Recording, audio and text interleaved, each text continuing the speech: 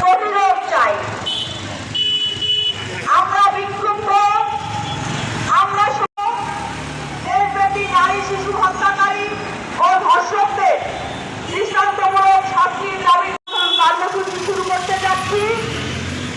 আমাদের আজকের মানববন্ধন কর্মসূচি সভাপতি বাংলাদেশ মহিলা পরিষদ বরিশাল জেলা শাখার আয়োজনে সকল সামাজিক এবং সকলেই একাত্মতা ঘোষণা প্রদীপন রান সহ আরো বিভিন্ন সম্পাদক কেন্দ্রীয় কমিটির সদস্য পুষ্প চক্রবর্তী প্রতিবাদী বক্তব্য রাখবেন।